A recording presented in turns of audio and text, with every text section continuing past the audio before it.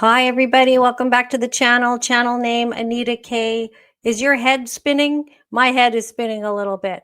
On the weekend when Donald Trump announced that the U.S. was going to get involved in this, and they were going to, they had bombed out these three sites where they suppose that Iran had nuclear weapons, or they were doing, they had 60% enriched uranium so that they had the capacity for building these nuclear weapons. And all of a sudden, everything was nuclear weapon, nuclear weapon, nuclear weapon. It's like, to me, it was like WMD, WMD. Now Trump, to me, on the weekend, I was like, oh my God, Trump is like, at the behest of Israel, doing what Israel wants. He sort of bent the knee to Netanyahu and almost appeased him, sent these bombers out to go and do this. And I was like, people were nervous on Saturday, and I was too. And there was a whole bunch of arguments going back and forth. And then he sends out this Truth Social tweet saying, we sent the bombers over, they did the job they had to do, and now they're on the way home. And I'm like, what? This is happening almost comically fast. But this tweet that went out on Truth Social: we have completed our very successful attack on 3 nuclear sites in Iran, including Fordow, Natanz, and Esfahan. And they also, in the media, they say that, this has long been in the news. I haven't really heard of these 3 sites that much, and I haven't heard this much about uranium and Iran doing this. You know what I mean? It was not something that was like pushed so hard that they got to go take out the nuclear sites, and they did. So they sent the bombers there. They've come back, right? And peace. Yesterday I was all like, oh, we're on the verge of peace. And then that all went down the toilet because then Iran bombed a base in Qatar that housed U.S. military. And then Israel started attacking. And this morning, Trump was pissed. Let's watch this together. This is Trump at peak performance. This is Daddy angry, right? With the tie off. But reports coming from the region suggest that the sides accuse each other for violating the ceasefire.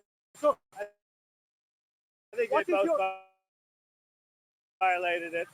Yeah, I don't like the fact that Israel went out this morning at all, and I'm going to see if I can stop it. So as soon as I get away from you, I'm going to see if I can stop it. Okay? Have you spoken to him this morning? How confident are you I think it's been completely demolished. I think the reason we're here is because those pilots, those B-2 pilots, did an unbelievable job.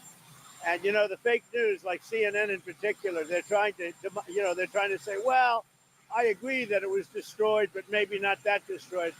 You know what they're doing? They're really hurting great pilots that put their lives in the line. CNN is scum, and so is MSDNC. They're all, and frankly, the networks aren't much better.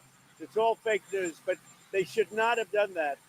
Those pilots hit their targets. Those targets were obliterated, and the pilots should be given credit. They're not after the pilots, they're after me. They want to try and demean. Do you believe that Iran can rebuild its nuclear program? Iran will never rebuild its nuclear. From there? Absolutely not. That place is under rock. That place is demolished. Okay, the place is demolished, but it is possible they can rebuild. They can borrow from North Korea or something. They can. It'll take time, but I don't think that's what they want to do right now. And I'll show you why in a second. 2 pilots did their job. They did it better than anybody could even imagine. They hit late in the evening. It was dark with no moon, and they hit that target with every one of those things, and that place is gone. But when I see CNN all night long, they're trying to say, well, maybe it wasn't really as demolished as we thought.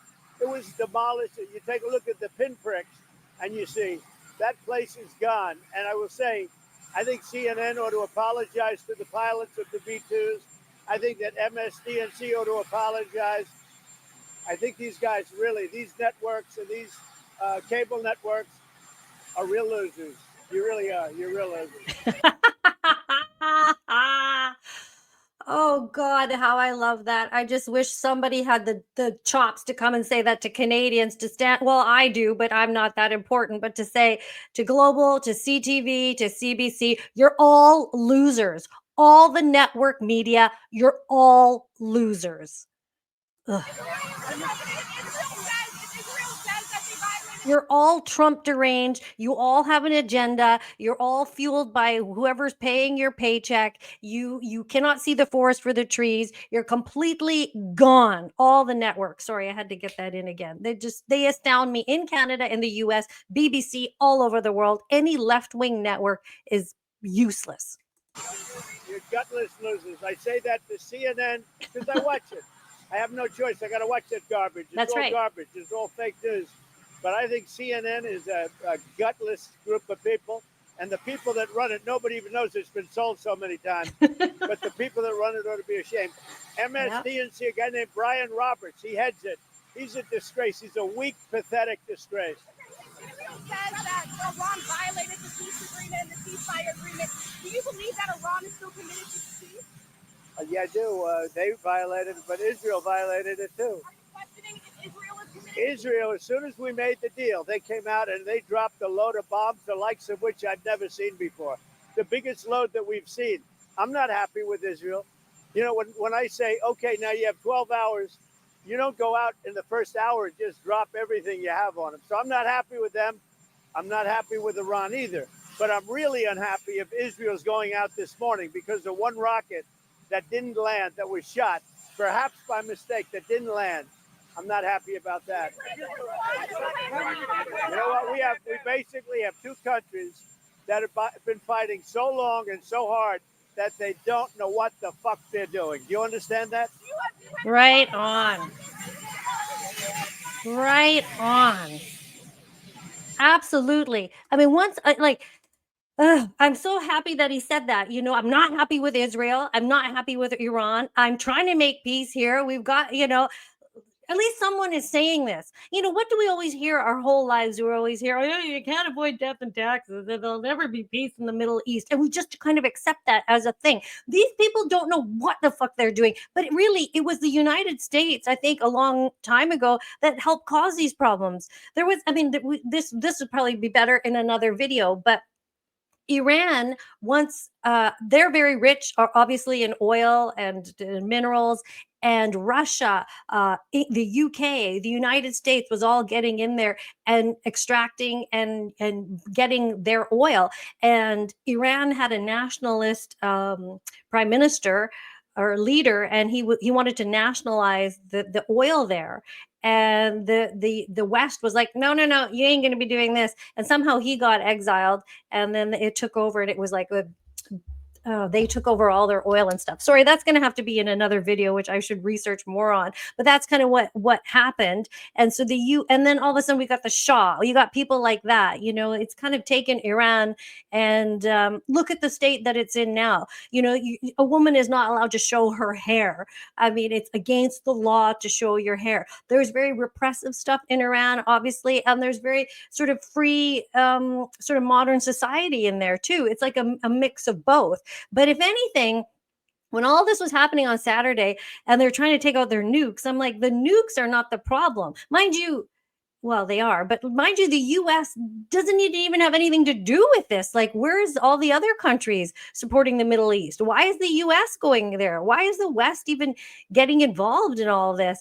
And if anything, I thought regime change is what they need. And I thought that'll never happen. And then lo and behold, what do I see here today? I see the Crown Prince of Iran. He's an exiled Crown Prince, Prince Reza Pahlavi.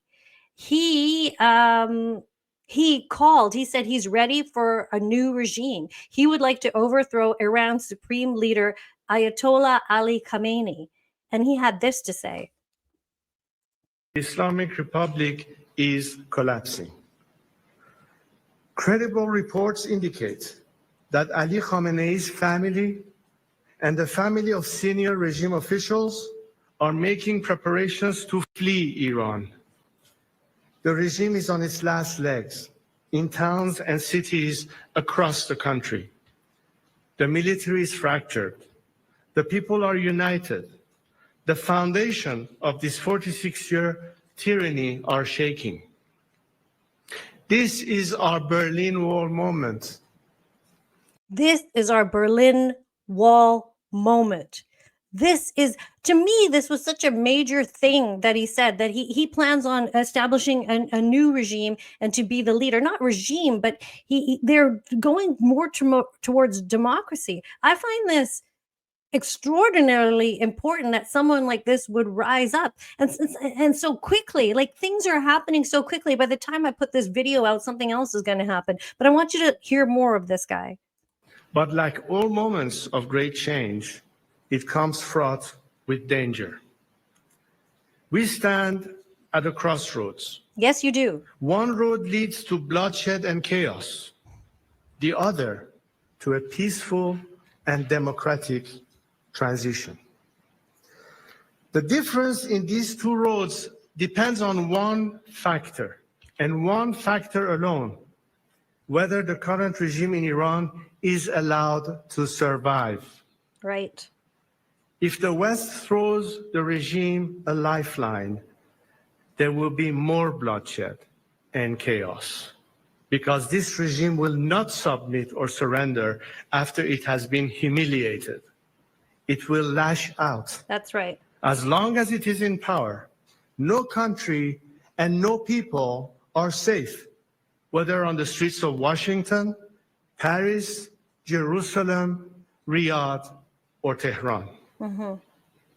There is only one way to achieve peace: a secular, democratic Iran. Wow. I am here today to submit myself to my compatriots, to lead them down this road of peace and democratic transition. I do not seek political power, but rather to help our great nation navigate through this critical hour towards stability, freedom, and justice.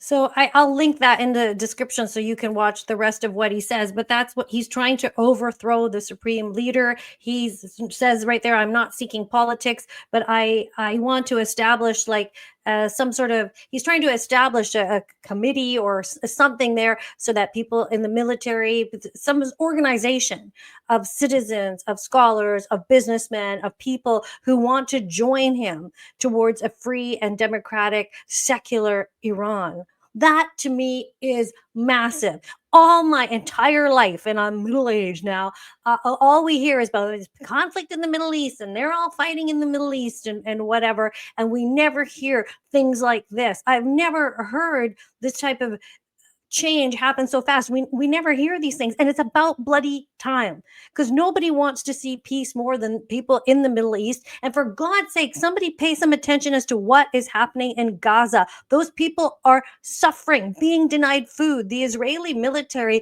will, even if you take a doctor and you're volunteering there, you take a bottle of Tylenol in there, they count how many days you're staying and how many pills you're allowed to have, and they dump out the ones you don't need. There are children there with their limbs blown off with no medicine, no morphine, no painkillers, no food.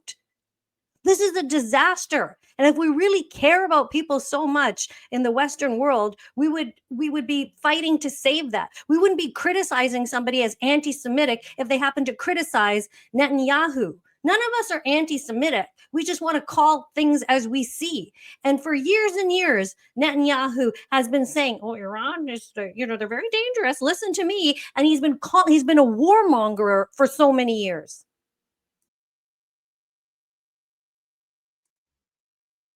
If you take away the Soviet Union and its chief proxy, the PLO, international terrorism would collapse. If you take out Saddam's regime, I guarantee you that it will have enormous positive reverberations on the region. Obviously, we like to see a regime change, at least I would, in Iran, just as I would like to see in Iraq. The question now is a practical question. What is the best place to proceed? It's not a question of whether Iraq's regime should be taken out, but when should it be taken out? It's not a question of whether you'd like to see a regime change in Iran, but how do it... Are there any other nations that you would recommend that the United States launch preemptive attacks upon at this point? The answer is categorically yes. The two nations that are vying, competing with each other, who will be the first to achieve nuclear weapons, is Iraq and Iran. But a third nation, by the way, is Libya as well. Libya is take them all out. That's what he wants. To build an atomic bomb capability. So you have here now three nations. All stand together to stop Iran's march of conquest, subjugation, and terror.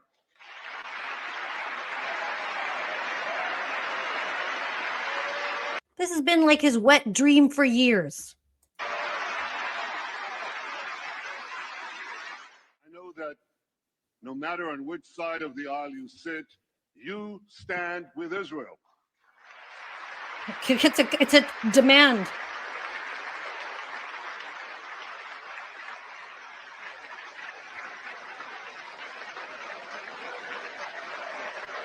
And they stood. And they stood in the Congress.